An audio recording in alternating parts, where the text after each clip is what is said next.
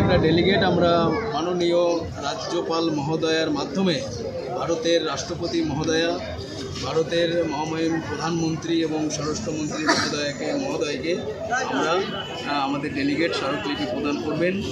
এবং গতকাল আমাকে বিধানসভার থেকে জয়েন্ট সেক্রেটারি মহোদয় আমাকে টেলিফোন করে জানিয়েছিলেন যে আপনারা মেল মারফত আমাদেরকে পাঠিয়ে দিন, যেহেতু বিধানসভা চলছে। ফলে আমরা আপনাদের দাবি সনদ আমরা নবান্নর সঙ্গে কথা বলে এবং আপনারা যাতে দ্রুততার সাথে আপনারা নবান্নে মুখ্যমন্ত্রী মহোদয়ের সাথে আপনারা দেখা করে আপনাদের কথা ধরে রাখুন। তো আমরা সেই মোতাবেক আমরা বিধানসভার জয়েন্ট সেক্রেটারি মহোদয় যে গাইড আমাদের দিয়েছেন সেই গাইডলাইন মেনে এবং কলকাতা পুলিশের লালবাজারের গাইডলাইন মেনে আমরা মিছিল করছি না, কিন্তু আমাদের ডেলিগেট আমাদের স্মারকলিপি আমাদের রাজ্যপাল মহোদয়কে মাধ্যমে আমাদের বিভিন্ন রাষ্ট্রনেতাদের কাছে আমাদের স্মারকলিপি পৌঁছে দেবেন। এই প্রতিনিধি দলের নেতৃত্ব দেবেন আমার সাফাই কর্মচারী ফেডারেশনের সভাপতি এবং হুগলি জেলা শিডিউল কাস্ট ফেডারেশনের সভাপতি মাননীয় ব্রহ্মদেব রবিদাস এবং 7 জনের এক প্রতিনিধি দল। আর কিছুক্ষণের মধ্যেই তারা স্মারকলিপি জমা দিতে যাবে।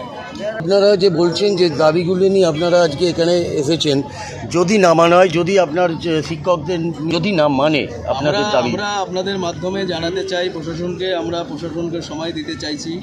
আমরা তাদেরকে 7 দিন আমরা দেখব, যদি তাদের হাতে এবং আমাদের যে 24 দফা দাবি সেই দাবি যদি পূরণ না হয় তাহলে আমরা লাগাতার আজকে আমরা এখানে যত লোক এসেছি এর 10 গুণ লোক আমরা মতুয়া সমাজ, শিডিউল কাস্ট সমাজ, বাউরি সমাজ, সাফাই কর্মচারী সমাজ, শিডিউল কাস্ট স্টুডেন্ট ফেডারেশন সব মিলে আমরা ঢাক ঢোল নিয়ে ঢাল সরকি নিয়ে আমরা প্রাইমারি শিক্ষা দপ্তরের চেয়ারম্যানকে আমরা ঘেরাও করব। যতক্ষণ না তারা নিয়োগ হাতে পাবে ততক্ষণ আমাদের এই ঘেরাও কর্মসূচি চলবে। ওনার চেয়ারকে ওনার সসম্মানে আমরা করছি। যদি 1 সপ্তাহ পর আমাদেরকে যদি ইগনোর করে তাহলে আমার প্রেসিডেন্ট যেরকমভাবে বলেছেন মানে সারা পশ্চিমবাংলা থেকে আমাদের সমাজের লোক SC ST OBC মাইনরিটি সাফাই কর্মচারী দলিত সমাজকে ডেকে আমরা বৃহত্তর আন্দোলনে যাব। যেমন আজকে আমরা যাদের চাকরি চলে গেছে, প্রাইমারি টিচার নিয়োগ পায়নি, সাফাই কর্মচারীরা 100 লোক আজকে আমরা এসেছি, যেহেতু মমতাদি বলেছিলেন কি আমরা আজকে আপনাদের সুবিধা করে দিয়েছি, কিন্তু বিধানসভা চলছে। উনি বললেন নবান্ন আমরা ডেকে নেব, আপনার যা সমস্যা আছে আমরা আন্তরিকতার সঙ্গে আমরা গ্রহণ করব বলে আজকে বিধানসভা আমাদের ডেপুটেশন হচ্ছে না। রাজ্যপাল যেহেতু উনি বলেছেন টাইমও দিয়ে দিয়েছেন, আমরা আজকে সেম দাবি নিয়ে ওনার কাছে যাচ্ছি।